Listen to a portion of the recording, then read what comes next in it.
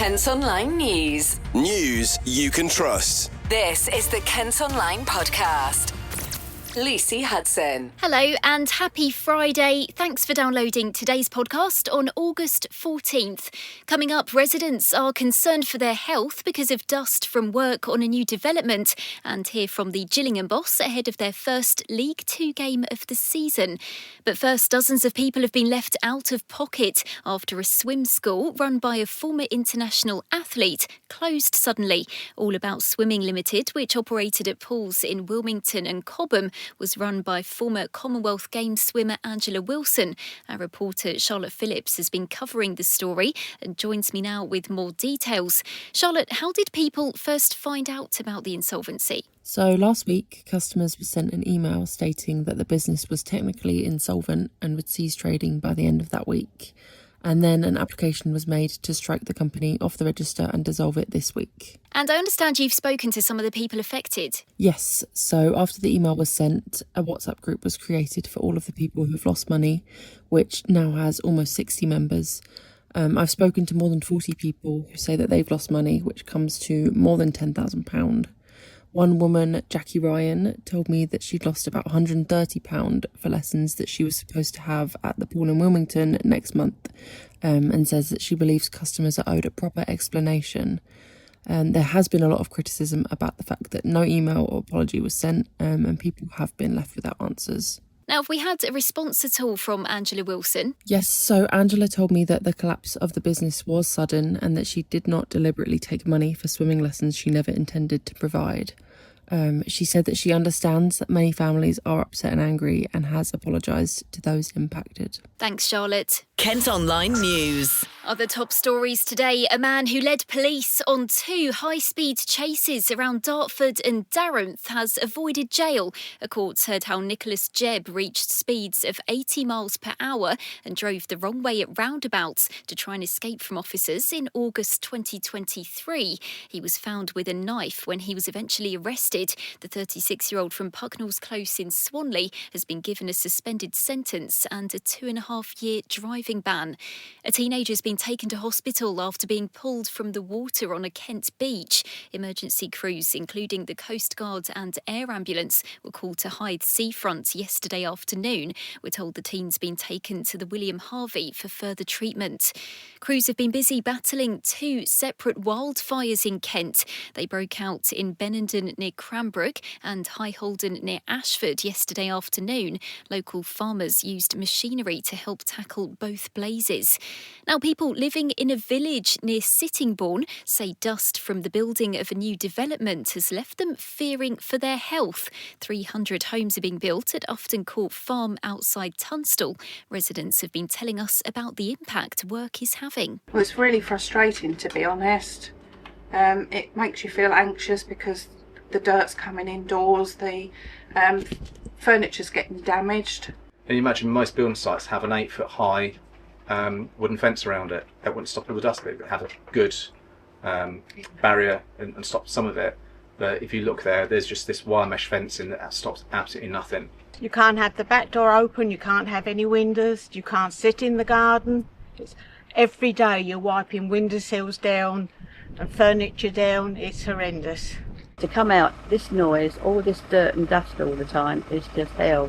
Suddenly there was just a wave of dust came into the house and I just sat and cried. It was just so upsetting, and that was it. I just started to send emails off to environmental health planning. Swale Council and KCC say they'll monitor the situation closely. Developers have apologised and blamed the hot, dry weather. They insist they have appropriate measures in place to minimise disruption. Kent Online reports. A care home in Dover has been placed into special measures after residents developed unexplained bruising and signs of dehydration. Inspectors found systems to monitor, investigate and report concerns were inadequate at Temple Ewell Nursing Home. Bosses have been ordered to make improvements. Water companies in Kent have been given the green light to hike bills to fund infrastructure investment. The regulator has provisionally approved a package of £3.4 billion. Kate has more for Kent Online. Ofwat says 13 providers across the UK will benefit from funding designed to improve resilience in the network and protect the environment. It'll also address rising demand linked to house building and the development of data centres. As part of the investment plan, companies will be allowed to increase bills. Southern Water will be going up by £37. Thames Water customers will pay £5 extra, while South East Water's increasing by just £1. A public consultation is running until September 24th. Residents in part of Thanet say they're appalled by a decision not to pursue a prosecution over tree felling in their village. Pictures show how dozens of mature trees were cut down from a wooded embankment along Canterbury Road in Sarr in 2023. Emails seen by Kent Online reveal the Forestry Commission originally wanted to take the landowner to court, but they missed the 2-year deadline, so dropped the case. Bosses say the complaints process is ongoing. One of Kent's oldest village sub-post offices will close next month after almost 180 years. Chilham Post Office is believed to have first opened in 1850 and has been running from what used to be a sorting office attached to a house in the street.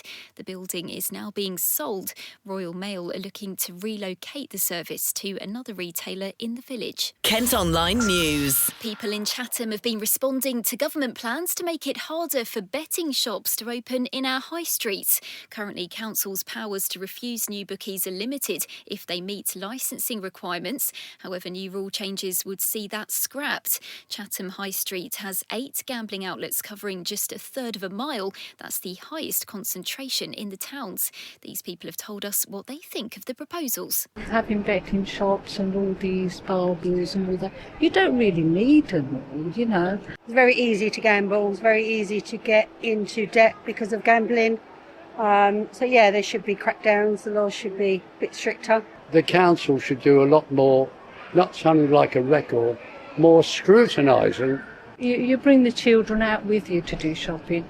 There is not much left. You know, let's make this place clean and safe for everybody. Let's hear now from Vince Maple, who's the leader of Medway Council. For too long, there have been the ability for not very good shops to set up in a way which I think most people would say don't add value to our community. I'm not against the principle of having a vape shop or a gaming centre or bookmakers, but when you've got a proliferation of them, and I think you can look at actually towns across the region of Kent and Medway and see too many examples of that.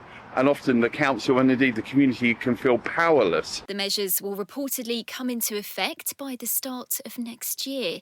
As temperatures hit 30 degrees again today, we've been hearing from the manager of a Kent youth club about how challenging this summer's been for staff and children. An amber heat health alert is in force across Kent and everyone's being urged to stay out of the sun. The Zone Youth Club is based in the pavilion at St Peter's Recreation Ground in Broadstairs.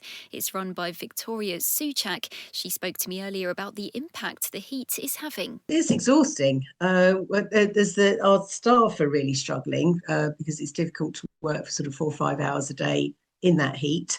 Although we're a tiny building, we can't afford to have proper aircon. We bought a little unit which I've had to send back because it was hopeless. So the reason we're in this building is because we have the benefits of the park, which is a big outdoor space. But with this heat, we're struggling to use it as we've always done.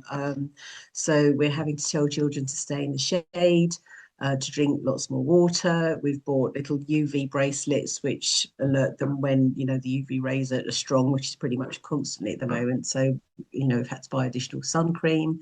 But the responsibility of, making sure that they're not running around like crazy in the hot sun, not getting sunburned. So there's that responsibility for young children that we have for them. So yeah, it's an additional pressure. And also because we can't use the outdoor space as much, we're having to do more activities in the shade, under the trees or indoors, and it's restricting their energy. They're kids, they want to play. So we're struggling to keep them entertained. But we're managing, we're fine. The kids are obviously having a lovely time. They don't really understand. But yeah, we're having to think a lot harder. Yeah, I mean, tell me about this sun policy that you've brought in as well, and those kind of practical measures you're taking to make sure children aren't, suffering. Yeah, well, exactly that. So it's just the responsibility of keeping them safe. Young children don't necessarily understand the dangers of the hot sun, of the UV rays, and that they could get burnt. And some of the older teenagers as well saying, well, I like the sun. I don't mind if I get a bit sunburnt. It's like, okay, but there is a reason why you shouldn't get sunburned. The long-term effects are obviously extremely serious, and they don't necessarily understand that. And we're not their parents, we're not teachers, we're youth workers, but it is our job to keep them safe. So this sun policy really just outlines the procedures that we have, which is making sure that they've all got sun cream on, wearing a hat, drinking lots of water, taking regular breaks in the shade, and stuff like that. Yeah. And I imagine that comes at a bit of a cost as well, having to buy all that sun cream and as you mentioned, buying an aircon unit as well, which didn't make much difference. But, you're having to kind of fork out for these extra things. We've started to think that maybe we do need to invest in a proper air conditioning unit for the building. But we're talking hundreds, if not possibly, we can't spend thousands on it, but, at least a few £100 is going to come out of our budget, which we don't have. So we'll have to do a bit of fundraising or find a way of paying for it. The thing is, we don't want the children indoors. We want them outside. We're a tiny building, so when you've got 25, 30 children turning up, we can't cope with them indoors. It's too much. The whole reason we're there is because of the park. So what we want is to stop climate change. Yeah, I was going to say, a lot of the experts are saying this is going to become the norm, these hot, dry summers. And that is a concern going forward, isn't it? It really is. I mean, we're lucky in that the park, it's a beautiful park, and there's lots of very big mature trees all the way around the edge. So we use nature as our sunshade. And it is obviously quite a few degrees cooler under the shade of the trees. So we do benefit from that. But we shouldn't have to. And also we have concerns about, the danger of fire. It's a very serious concern. We're a wooden building, and it's a big open park. The grass is dead, is bone dry. And if there was, even just the flicked, unextinguished cigarette or a tin can left on the ground, it could go up, and that is a real worry. It really is. So it's causing a lot of anxiety for me. She's hoping people will wake up to the dangers of climate change and take action. Bosses in Ashford have announced plans to place solar canopies above the Civic Centre and Stour Centre car parks. More than 1,500 panels would be installed on the 26 canopies at the site off Station Road. The council say they would be used to power the Stour Centre, with any excess sold to the national grid. And there's good news for drivers, as Operation Brock is going to be removed from the M20 1 week earlier than planned. The contraflow system's been in force between Maidstone and Ashford since July 14th to deal with summer holiday traffic. It's going to be removed overnight this coming Sunday. Kent Online Sport. Football and Gillingham get their League Two campaign underway this weekend. Their opening game is at Priestfield and they'll host Walsall. It's after a disappointing loss to Luton Town in the Carabao Cup last weekend. Speaking to reporters at this week's press conference, manager Gareth Ainsworth says he's confident they can bounce back. That was not us, and I'm hoping you'll see the proper us this Saturday. And I'm excited, looking forward to it. It's the league campaign. I've said, judge me on this. This is the plan now, and I want you to see performances. I want you to see a different team of Gillingham that you haven't seen for a few years. Because really, I inherited a lot of players. And you can change styles slightly, but you can't change personal attributes. You can't make someone quicker. You can't make someone cleverer or braver. And I believe that I needed to do that with a few players last year, and I couldn't. And I've definitely made them more robust. And the players I've signed have got different attributes this season round. So I'm hoping you'll see performance difference, energy difference. I can't guarantee results, but they're a byproduct of those other things, and you get a lot of good results when you do those things right. So that's where we are, and that's what I'm looking forward to. How are you sizing up Walsall? Looks like maybe a similar level of sort of squad churn for them. Yeah, very similar, and obviously new manager Lee Grant, he's come in. He's put his stamp down on the team. They did well against Bristol City in the cup. I watched that game, and yeah, they had a lot of defending to do and a lot of possession against them, but they held out. The keeper had a great game, and they took their chance when they got it. They had a couple of chances. I think the Bristol keeper made a quadruple save at one stage early on in the game, and then they had another chance, and I think that was about it really. All the chances then went to Bristol, so which they're going to do, the championship side. So, but they held out very astutely, very well. They picked up an injury during the game. They've got a couple of shape changes in the bag if they need it. Yeah, it's League Two. It's what we do, but I don't want to analyse the opposition too much and worry about them too much. I want to worry about what I've brought in the building, what we can do, and that's what we'll be focusing on a lot this year. I think there's an understanding from the fans that there is a lot of new players in this team, but you're saying as well you don't want them to be patient. Listen, it's brilliant that they're giving me a little bit, because obviously everyone's got to gel, everyone's got to connect, and everyone's got to start to get to know each other. But I asked for patience last year, and people were ironically saying 2-year plan, what's that all about? And it was about getting everyone who's my player, and the likes of your Robbie McKenzie's, they're my players because I renewed his contract very early when I came through the door, so they're my players, yeah. But some of the ones I had last year weren't, and I think that with Nelson going on loan now, I think there's probably only Ufton left from before I came, and by the way, he's not under threat. He's a good player, Ufton. I like Ufton, but the majority I wanted to do, I've done, and really, really pleased with where we are. Everyone is signed under me and is my player, and I will stand by that, and I will live and die by that, which many managers do, and I'm hoping there'll be a lot of living, not too much dying on that. So we've also been hearing from Gillingham defender Andy Smith. All really excited. Obviously disappointed with the game on Saturday. Weren't quite at the races, and Luton were a good side to be fair, but we've put things right in the week in training. And yeah, like I said, the boys are all raring to go. How prepared are you feeling, say, in terms of this pre-season compared to last year? What's been the main difference for you? Obviously, there's a few new faces and a lot of turnaround at the club in terms of players and whatever. So it's just almost been getting to know the new faces, building up partnerships. And yeah, it's just been a really positive pre-season, and yeah, like I said, just buzzing for Saturday now.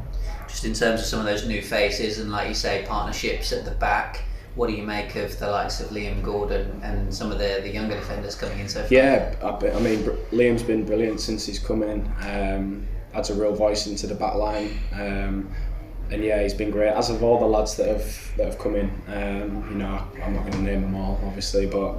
No, I'm really really looking forward to this season. I'm feeling really positive about it. Kick-off tomorrow is at 3. Herne Bay have been ordered to play an FA Cup game again after a breach of competition rules. A substitution issue has been identified in their extra preliminary round against Broadfields United last weekend. Herne Bay won 6-1, but will have to replay the match next Tuesday. Dartford's Emily Newnham has won a silver medal in the 400-metre hurdles at the European Athletics Championships. She thanked her mum in an interview after revealing she'd been in hospital and was unable to come and watch the race. The 22-year-old ran a personal best in Birmingham. Elsewhere, Kent's Dina Asher-Smith picked up a bronze medal in the 200 metres. She was beaten by fellow Brit Amy Hunt, who took the gold. That's all from us today. Thanks ever so much for listening. Don't forget you can follow us on socials. You can also get details on the top stories direct to your email each morning via the briefing. To sign up, just head to kentonline.co.uk. While you're on the website, you can also sign up to Kent Online Premium. That gives you access to content with fewer ads and exclusive stories. News you can trust. This is the Kent Online Podcast.